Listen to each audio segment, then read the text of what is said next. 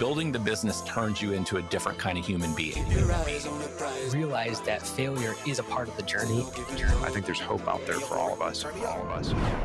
They say procrastination be the assassination of destinations. That's why we out here grinding with no association with haters and them other crabs trying to put us down. Pest badges in the house, boy, don't clown. Just keep your eyes on the prize, ain't no giving up. You can do whatever you dream of. Just keep your eyes on the prize, ain't no giving up. You can do whatever you I get asked all the time, like, if not on a daily basis, maybe every other day, every 3 days, they're like, hey, you need to get more lawn care, weed control companies on here. And I was like, trust me, man, I've been trying it for a good one. So Justin Kern owns WeedCo. I think I told you this in person. I said about 6 years ago, if I were to ever come to Arizona and ever do work there, it would never be for pest control. It would be for killing weeds inside granite or whatever you guys call it out there. And I said this like 6-8 years ago, and then all of a sudden I seen it start popping off here and there, and then all of a sudden you just took it to a whole new level. So really excited to get to hear your story. I know we got to meet in person, got some mutual friends that connected us, which is really cool. I got to visit you in person out in Arizona at the Pest Control Conference. That was cool. And yeah, man, just welcome to the show. You're a stud. Well, I truly appreciate it again. Meeting you and listening to your presentation was really, really great. It just it helps some of our like PCOs. We sit there and we think about, oh man, we want to crush it to here. And then hearing your $100 million story is really amazing. Yeah, and I feel like I say this all the time. That was just my goal when we first started this thing. And so, again, one of those questions you get asked almost on a daily basis. It's like, when are you going to be done? What's your exit plan? And it's like, yeah, I kind of have one, but I don't really have one. Now I feel like we're tracking down our goal so fast that my goal wasn't big enough. And my mentor always tells me to think bigger. And as soon as I think I'm thinking bigger, it's still not big enough. So who knows? But yeah, it's been a fun run. But let's circle back a little bit to if Justin Kern and I were sophomore high school, junior in high school. Who was Justin in high school? I was, I played soccer. I was a soccer player. I had really a great friend group. It was like really large. It was almost everybody in our class. Went to a school here in Tucson, Arizona, Flowing Wells. I raced BMX bikes, so rode dirt bikes, and just, I was a B plus student, but just had a good group that I hung out with. What kind of BMX bike did you have? Oh, well, I started racing when I was 5. I had a JMC. I had a Redline. Yeah, I was going to say Redlines were Diamondbacks were cool back then, right? I still have a Cruiser in my garage. That's awesome. But I raced for an outfit called Free Agent. I was a factory rider. I was at 7 years old, I was national #1.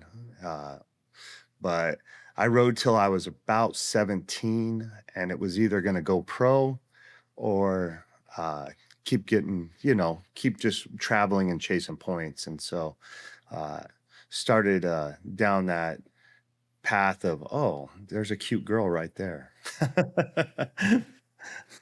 So I got out of BMX after that. So I hear you, those girls, hey? It can be such a distraction. They can be. And when you're young, you just don't know any better. You don't. So all the young bucks listen to this. Take our advice. Trust us. Take our advice. Take your time. Stay focused. Girl in the red dress. There's a lot of them. Stay focused. And to all you girls out there that are listening to this, keep you in the distraction. They say behind every good man is an amazing woman. So agreed, 1000%. So then you raced a BMX, you rode dirt bike. What kind of dirt bike did you have?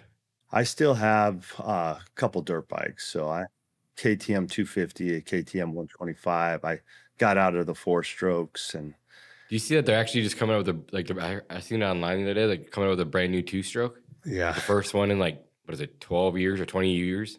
Yeah. Well, mine's 2018 KTM. So okay, the 2-stroke then. Yeah. Yeah.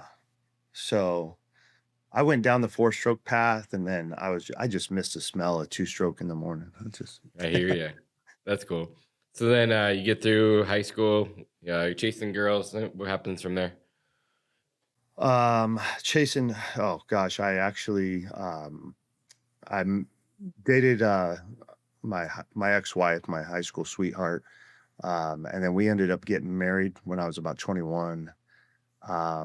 And I worked about 3 jobs. I went to a community college, played soccer there for one year. Worked 3 jobs. I worked at UPS.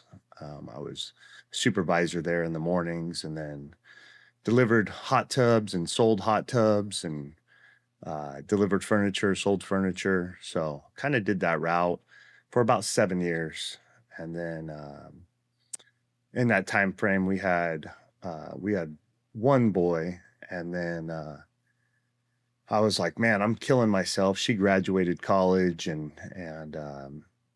I got a job at Raytheon. So that was kind of my course. Corporate America called me. Had a couple more boys. They are my joy.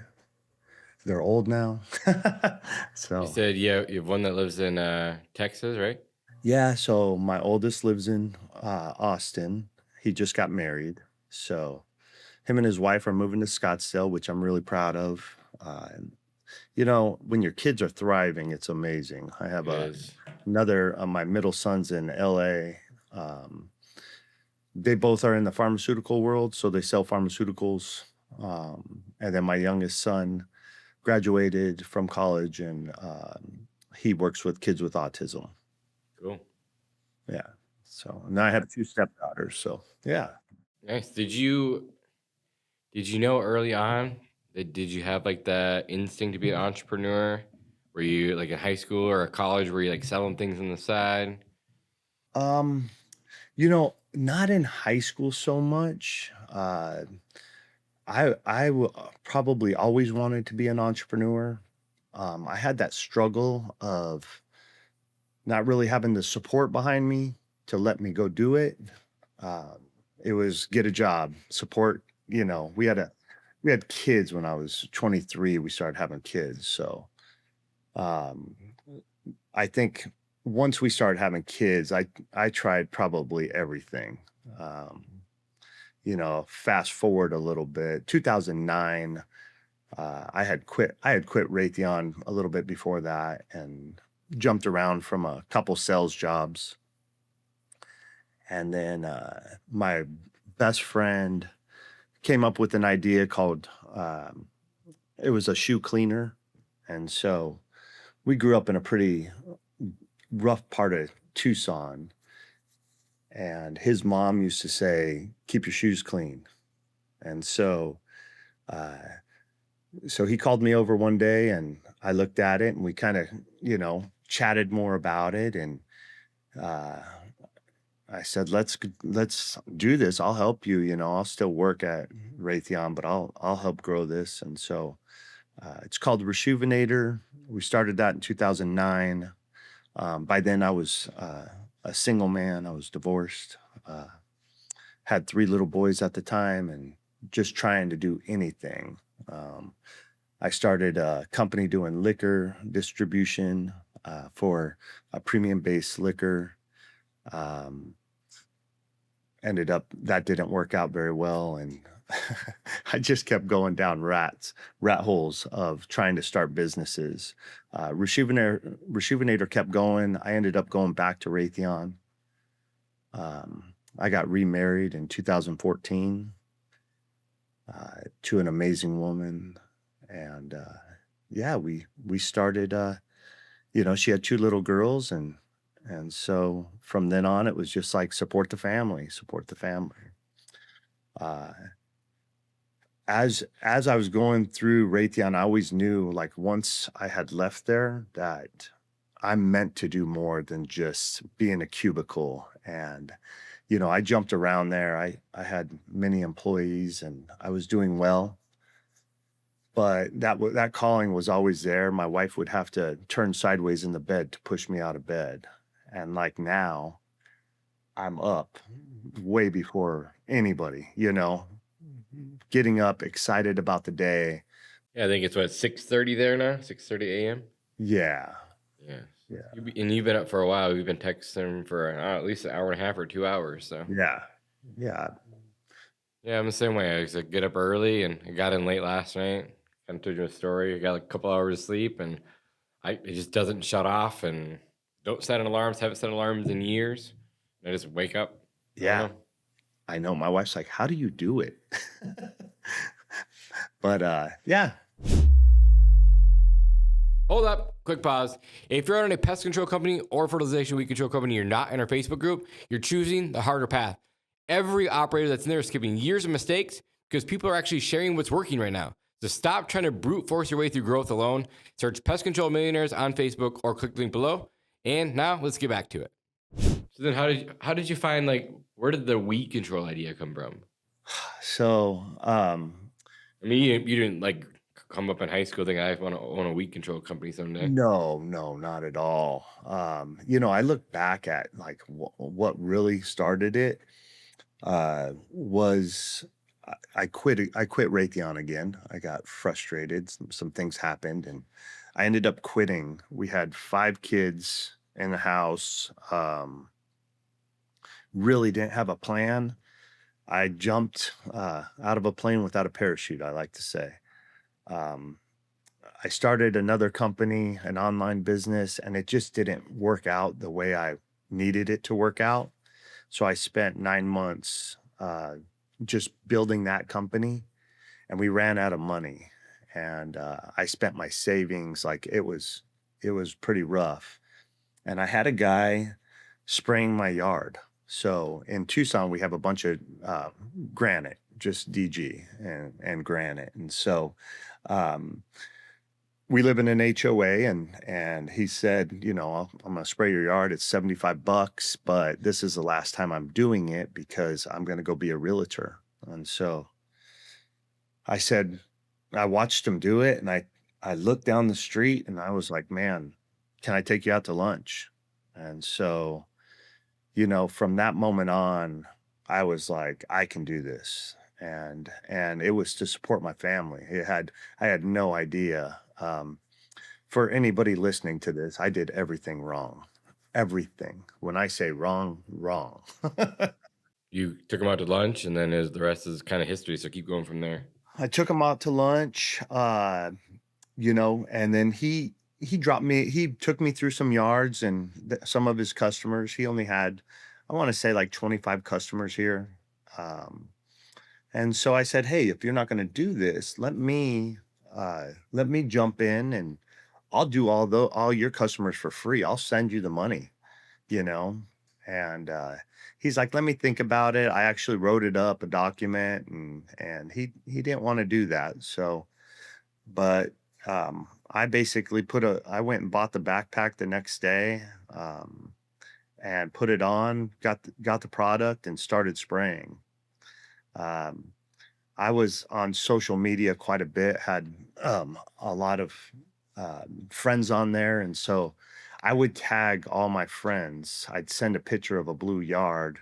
I was knocking on doors, but I would tag a picture and of a blue yard and say the Smurfs are coming to keep the weeds away, Yeah, so you're just using blue dye. Yeah, I was using blue dye and just tagging every one of my friends in a post so that their friends would see it. So yeah, that was kind of what got it started, and it was really tough. I think the first year I probably got like 50 customers. I unofficially started in 2016, and then I went back to Raytheon in 2017, but the business kept going. Department of Agriculture made it to my door. Of course they did.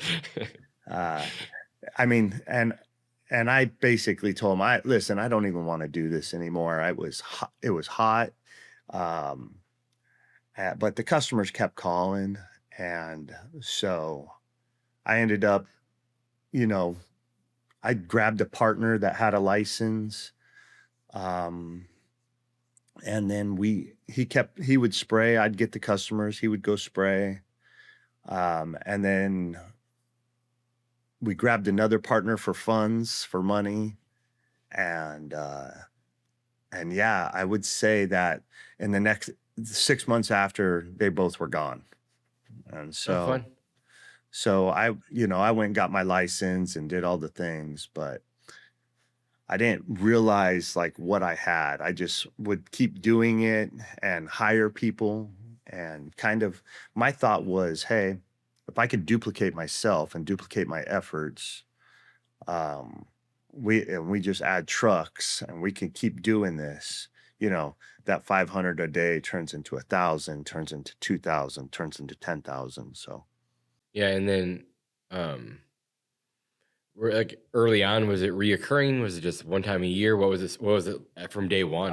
So And how has it basically evolved? I would sell per service. So I would be like, hey, this product will last about 5 to 6 months, and I'll come back out if I do a good job. So I never wanted like an agreement or a contract. I basically said, if my work's good enough, they're going to call me.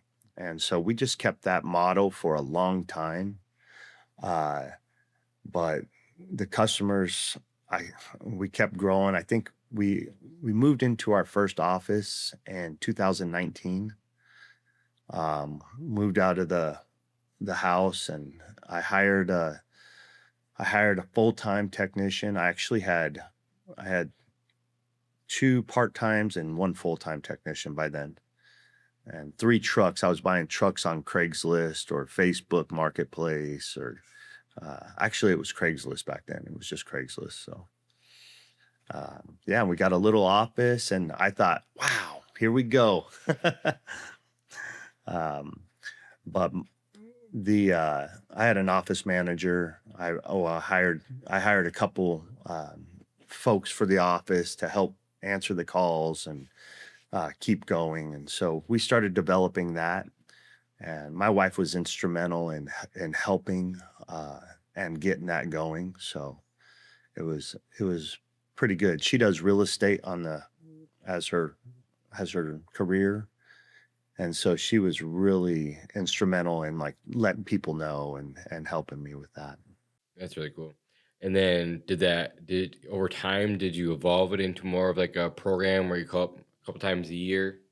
And then how do you handle callbacks? I feel like is there a lot of callbacks in weed control? Yeah, I mean, we had a 5-month guarantee. And so, out here, depending on the amount of monsoons or rain that you get, I mean, our callback rate was pretty high. But I was like, hey, if you need us and there's weeds growing, we don't want you pulling weeds. We're coming out. And so I got onto field routes pretty early. I want to say 2019. By the time we had our office, we had field routes and we were going on that. And so that really changed my business, because For sure. before it was an Excel spreadsheet and I was trying to keep up with people. Yeah. And so field routes was instrumental in helping me get organized and going with that. And so we still wouldn't have them sign a contract or anything. We just, hey, reminders would go out. And our customers grew and grew. And then, and I was contracting still at Raytheon till end of 2020, 2021. January 1, 2021, I was done. I was full-time WeedCo. Awesome. I mean, that's only 5 years ago. Yeah. So Yeah, that was actually what would be my next question. When did you finally leave Raytheon? So you left in January 1 of 2021 was your last day. Yeah. And it was funny because like during Raytheon, I worked with a lot of successful, guys that did amazing stuff. And, I used to dress super nice and go in there and they were like, what are you doing? But I took myself out of spraying, and really put myself into the customer service portion, um, training the guys, making sure that, hey, we're going out there taking care of our employees. I want you to treat them like you treat your grandma. We are going to do the things. We're going to roll up the hoses. We're going to pull up the trash cans. We're going to pick up the dog toys. We're going to do things that nobody's doing when they go out there and do that here in Tucson. I'm sure there's a lot of companies that are doing that. So how are you growing early on? I know you see it, when you first started, you were posting on Facebook, taking your friends, hiring people, but then how did you keep the thing going? Early on it was posting on Facebook. We started using Next Door Neighbor app, posting on there. And really just continued the same model. I found all the groups, the HOA groups and people that lived in HOAs, and I would post, and then I started doing door hangers. So I'd have my guys do door hangers,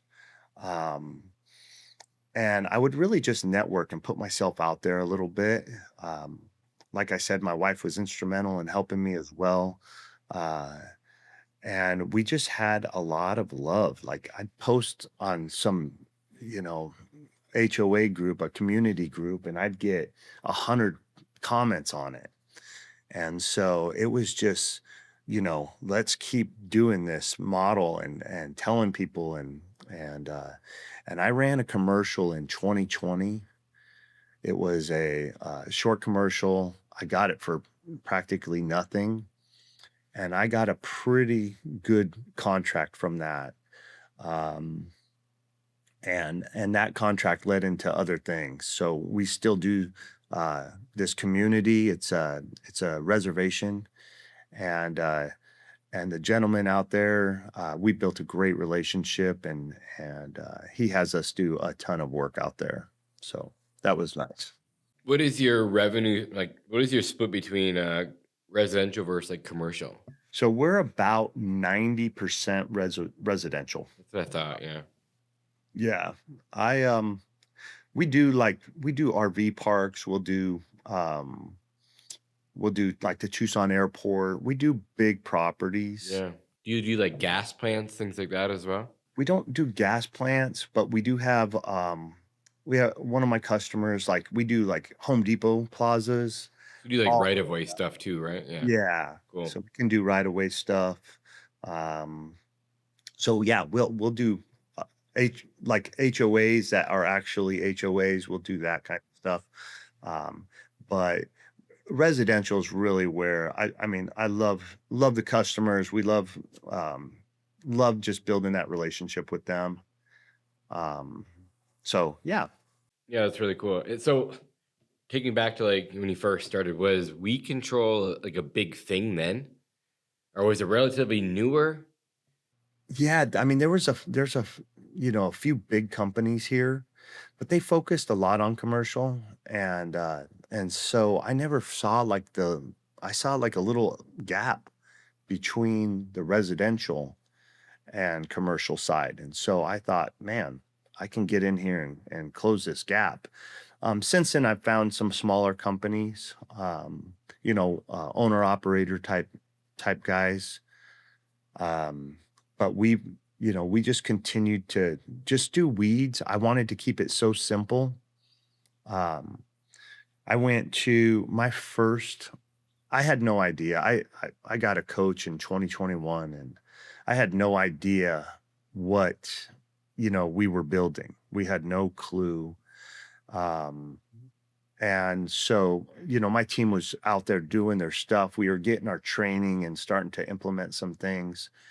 And I went to the AZPPO conference, the one I met you at, but I went there in 2023, and I listened to Paul Gianamore. Yep. And Nick Bartello. Yep. I listened to those two give a presentation, and I came home. I only went for one day. I met Travis Bottoms there. That guy is awesome, super nice, and just how he approached me. We had a mutual friend that I didn't know about, and he said, "You're the weed guy," you know. And, but I talked to Nick, and I met Franco and stuff there, and I came home that day and I told my wife, "Babe, we got something. Like we gotta really dial in on this." And so over the next year, I decided we need to start adding pest control. Our customers were asking us to do it. At the time, we had about 4,500 customers that we were doing. And so we just were like, let's just, if we could add pest control, man, we'll just give our customers pest control. And so,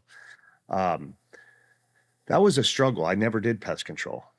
So got It's a my whole license. different beast. Yeah. It's a whole different beast. And so, so we got our licenses. We did all the proper stuff, and I started looking for like an operations pest control guy, and I found a couple guys, but they just weren't the right fit for our culture, for our team, and we just kind of struggled through there. I think, I had a guy half time working pest control, and I had, at the time, I think I had 10 trucks going out doing weed control. And so, the pest control was like a $400 route, and the weed control was up, $1,400 routes. So I was like, yeah, I'm going to stick on this weed. And I just keep my gas on that.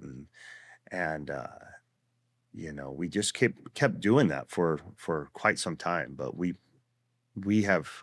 I had to rebrand, and so 2024, late 2024, 2025, early, we rebranded, and that was a expensive and tough thing to do, but we did that, and that has been really helping. Did you guys hire a company to do that? Yeah. So I was working with Pest Daily. Yep. I was working with Seth and David, and they really helped me kind of start getting that going.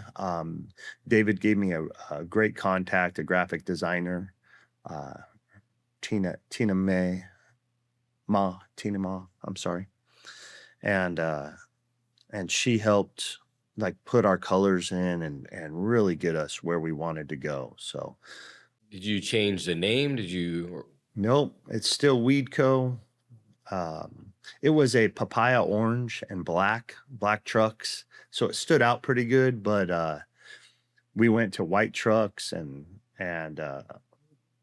Tiffany blue color. My wife liked it. I like that too. What was the hard part for you? Yeah, and it was besides the money, because it's expensive. I think the hard part was so many people. We had WeedCo like plastered on these trucks, like really big, and it was so simple, and so it said "Got Weeds" at the bottom. That's it, Right. And so I'd get told all the time, people would see those black trucks, with that, and it was just changing over to the new design.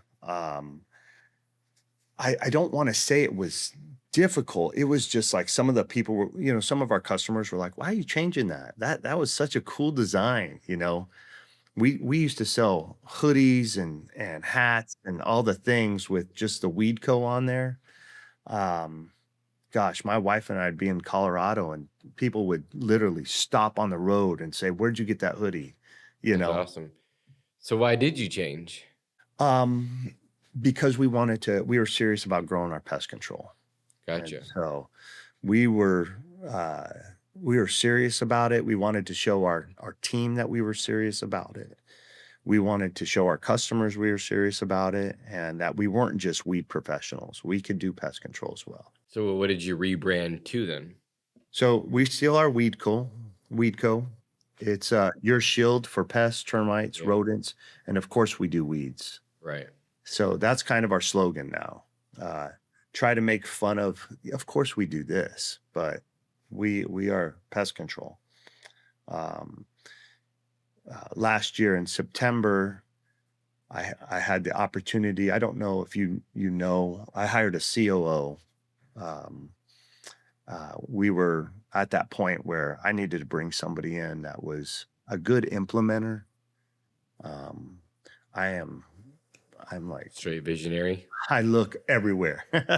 Let's throw this at it. Let's throw this at it. So I hired fate had it that I had a friendship with Greg Weatherly, and he had just recently sold a company that he was working with.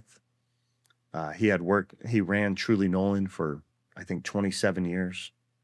He was an EVP for them. Yeah, because Truly Nolan started out there, right? Yeah. HQ is out there, yeah.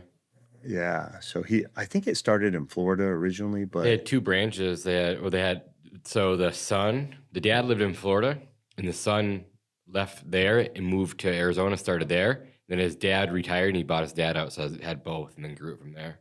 I had Scarlett on here. That's why I know the answer. oh yeah, yeah.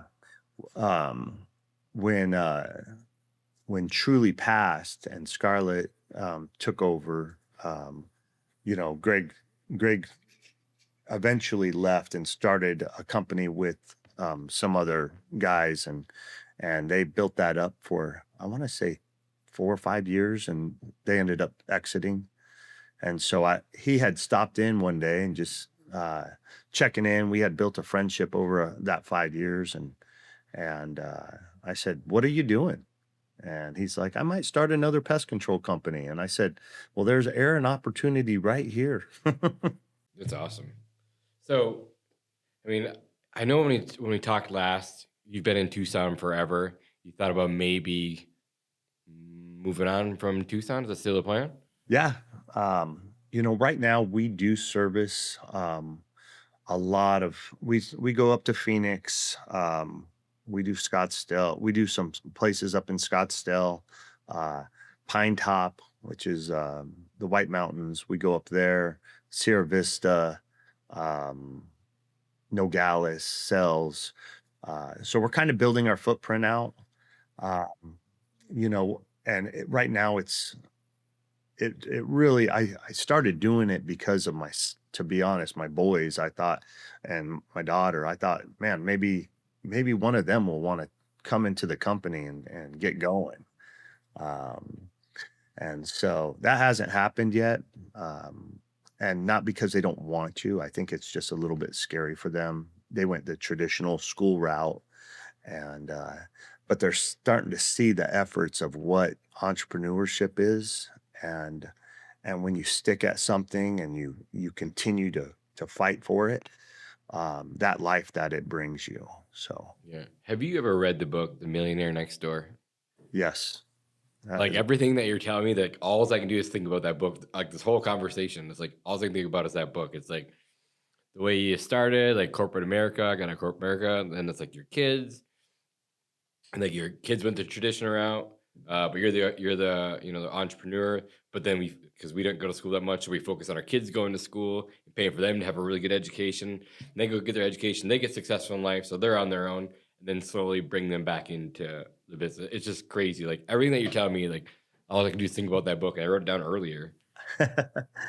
Yeah, it was, it's been interesting, and the kids are thriving, which is amazing. Like I'm so happy for them, but I am trying to interject a little like stuff, like we have our youngest daughter is going to UCSD in San Diego, and she wants to be a lawyer. And I said, maybe you should go the M&A route. Maybe you should go become a corporate attorney. I need somebody at some point. Yeah, it's funny. The book says the same thing. It's funny. Yeah. I love that. My oldest daughter wants to be a dermatologist. Oh, that's awesome. But then she wants to go to school for dermatology, but then open her own practice when she graduates. That's fantastic. Yeah, so we'll see. So I'm excited for her. My middle child, the one that came in first, she's a hustler. She's a go-getter. She has lemonade stands every weekend. Like she loves money. She loves to spend stuff. So she could be the one. That's fantastic. It's funny you say that. My middle son is like, he graduated college in 3.5 years, and he's I mean, he's crushing it in LA, like crushing it. And I'm like, I'm just, and then my oldest son is now crushing it, and he's going to be crushing it in Scottsdale. No, it's like we have to let them fail. We have to let them figure it out. We try to set them up for success, but like the only way for them to learn is to go out there and fail. And so, but our job as a parent, in my opinion, is to make sure that they're ready for the real life. Yeah. It's not easy. It's definitely not. And I actually just had this a discussion, like not a discussion, but a chat with my youngest son, and he's driven like with his heart. He's the sweetest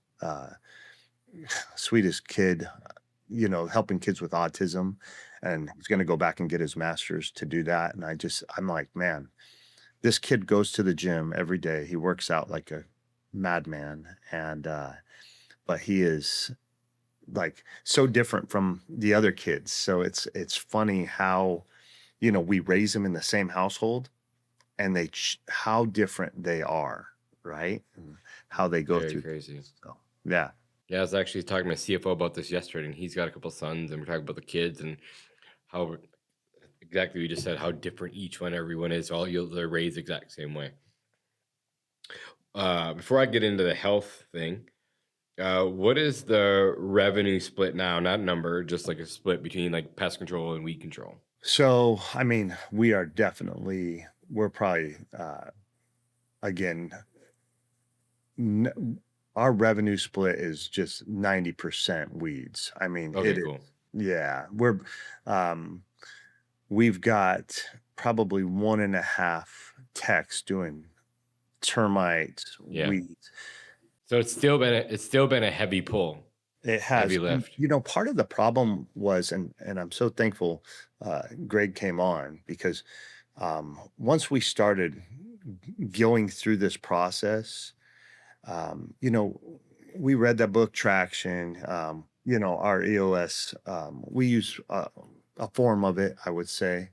And, I'd had no salespeople. The team had no salespeople. It was just what we were doing for marketing, our SEO stuff, and really just we traded for radio. We do like different things, and then the trucks. But we've hired some inspectors that go out and sell, and that they are so talented. They're training our technicians. So I never trained our technicians how to do. I'm like, you're just doing weeds. All you have to do is be nice, but I never trained them. Like when you're around a yard, look for termite tubes, look for spider webs. When you talk to the customer, say, hey, I noticed that you had some spider webs here. Be careful. Or, or there was some termite tubes over on that west wall. And so we're getting the actual team that we're building right now is actually training our technicians on how to do that. And then we have an inside sales that is also working. How is the cross sell been from your existing client base to when you introduce pest control? It's getting better. It was a struggle. I mean, I hear this all the time. Yeah. And the very people have figured it out. Yeah. I was like thinking this is going to be shooting fish in a barrel. Like, let me go out and do everyone says, right? Yeah. Nope. They have their pest guy. They have their pest technician. I don't want to say guy because we have some technicians that are women, and they are amazing. So, absolutely. We have, my one office here, we have 4. Yeah. Here. It's so cool. Yeah. And I love seeing that coming into the industry because, I'm starting to see it more and more. And I'm like, this is awesome, But no, I will say it has, it has gotten better. We are using some softwares to help us. And so, just retargeting them, and we keep going back to them, just letting them know we throw out specials and all the things to try to just let us come out and do an inspection, But monsoons are getting ready to start. We have they said in 6 days we should start seeing a lot of rain, which brings a lot of pest activity. It brings a lot of weeds. So um, we're we're anticipating probably 2 to 3 more technicians for pest rodents control in the next 3 months. So we'll. Cool. Do you still use blue dye? Yeah. That's awesome. Oh yeah. Customers love it. Yeah. I hate it. Yeah, right. I have a friend in Oklahoma. They do all pre-emergent for lawns, and that's all I use is blue dye. So everything's blue down there too. It's a massive selling point for sure. It's great for branding, but it's a mess.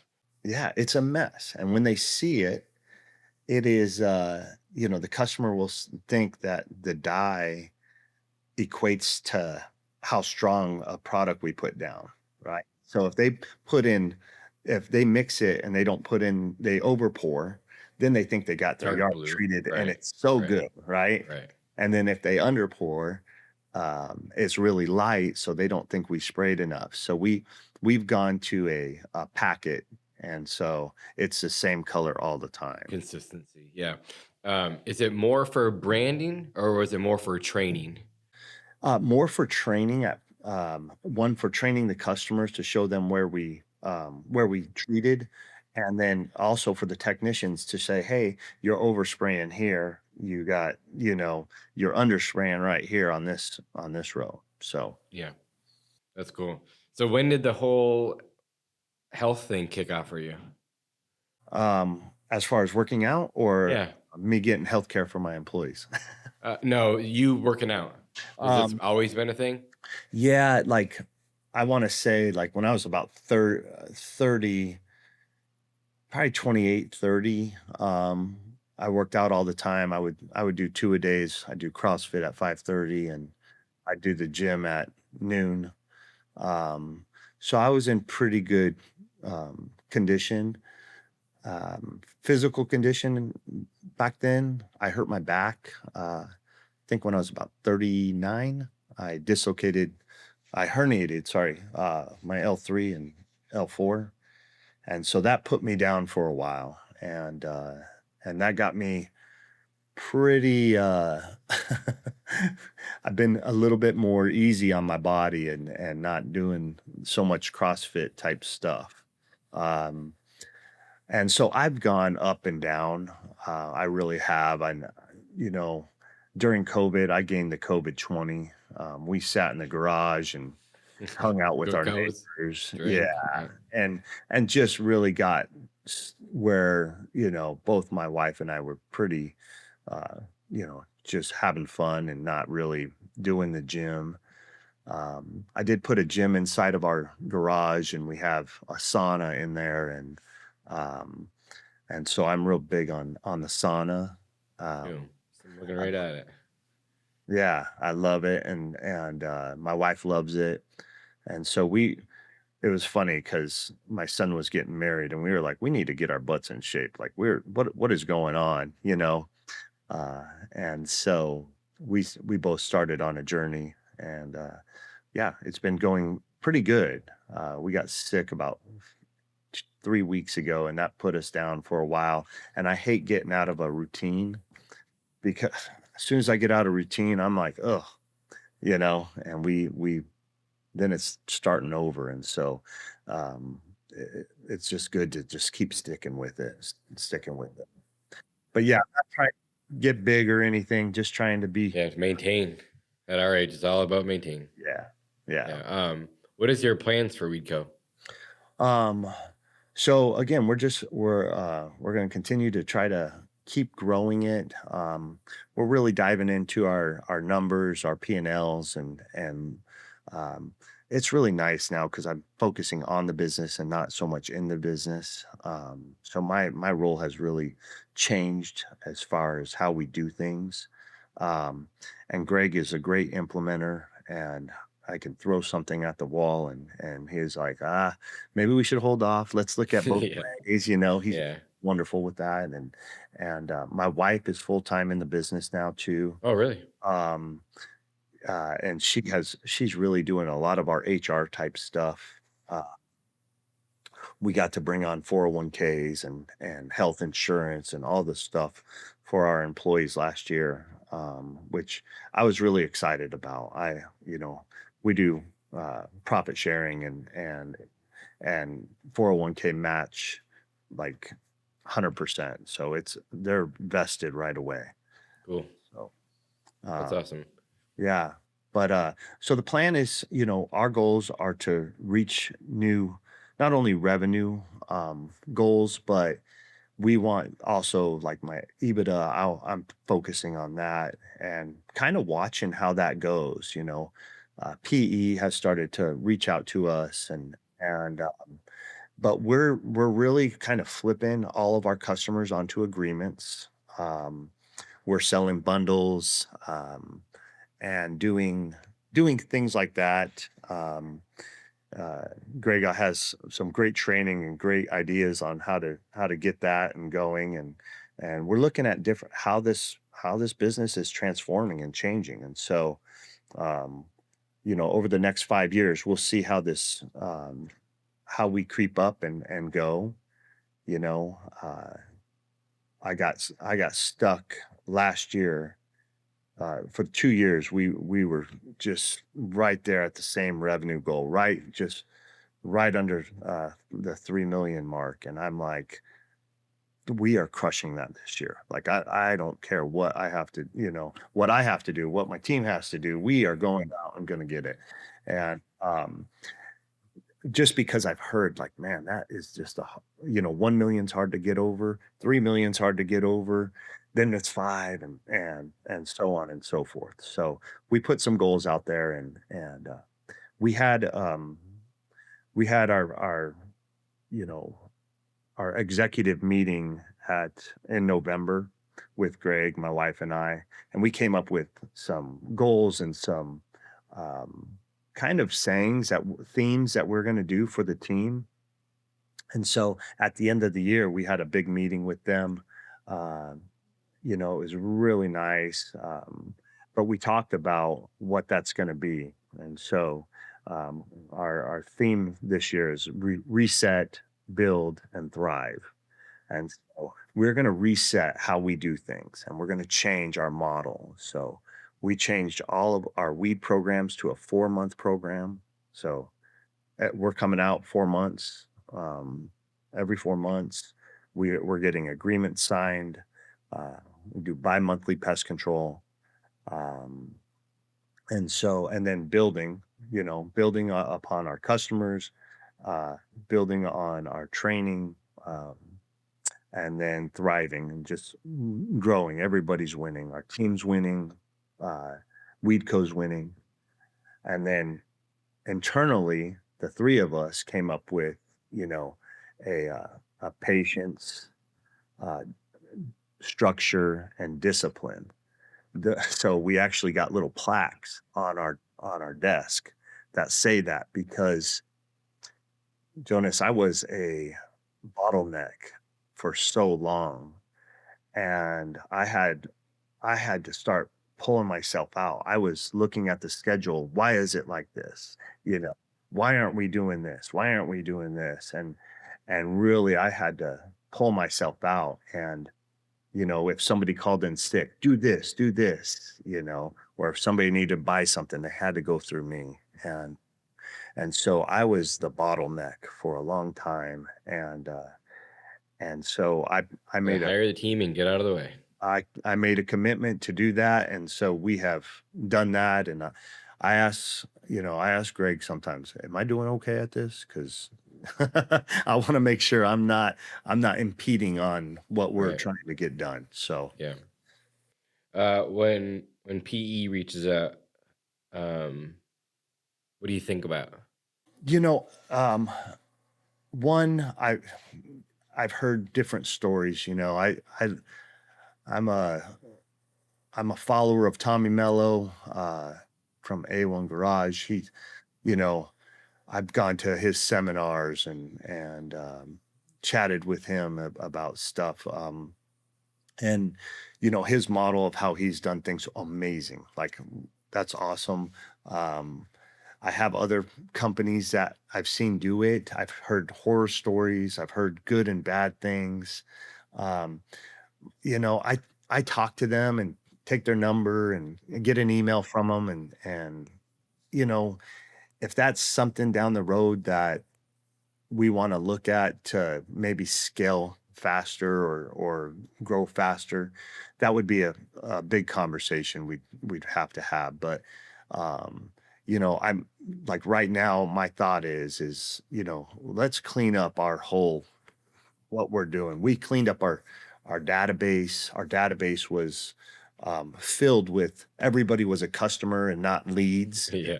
And so I used Lots to of cleanup. track how many customers we had, you know, and I think we were up at like 12 to, man, it might have been 14,000 customers. they were not 14,000. We're down to about 6,500 true customers, you know, subscriptions. So we're trying to bolster that up, make sure that's all good, clean data, clean look. Our trucks, we're redoing, we're getting rid of the old trucks and getting new trucks and trying to build that out. And just, you know, I always, again, build it like you're going to sell it, build it like you're going to keep it forever. And so type of model, I'm sure everybody says that, you know, but it's true. It's like if my kids want to jump in at some point, or if it's just, I'm out of it and it's still growing and I just get to keep doing what I'm doing and networking and having fun with that. You know, that's great. Love it. Have you ever read the book Private Equity Playbook? I have not. It's a good read. Just for fun, just to know how they think. It's a pretty cool book. It's a good read. You should just always know, you know, a little bit about that kind of stuff. Yeah, absolutely. I'll finish up here because I said we're going on an hour, but I know you're busy. And Justin, what are you most proud of? My kids. I mean, bottom line, like my kids, you know, I am proud of WeedCo. I'm proud of the team, you know, and what they accomplish day in, day out. I mean, that's probably, there's a lot to be proud of, you know, my wife, proud of her. So, I'm really focused on my family, focused on my team. But I'm just proud of them. I'm proud of what they've done. So that's awesome. Yeah, you can tell just sincere in your voice too. It's awesome. All right, buddy. Well, I'm glad that we finally made this work. We've been working on getting this schedule for like, I don't know, it's been 4 or 5 months, something like that. I'm finally glad that we got to do it and connect and chat a little bit more. And I look forward to getting to chat with you more and staying in touch. And I love what you're doing. Keep it up. You're a stud. And good chatting with you. I appreciate you. And you've really, what you're doing for the PCOs and the community is amazing. And I absolutely enjoy following you on the Facebook group and following just what you're promoting. And I think it's fantastic. And I wish you the best of luck on attaining your goals. I think you're going to, I mean, you're inspiring. So it's, appreciate it. You know, it's just great to see. So I truly appreciate that. All right, buddy. I'll chat with you soon. All right. Have a great day. Bye-bye. Okay. Bye-bye.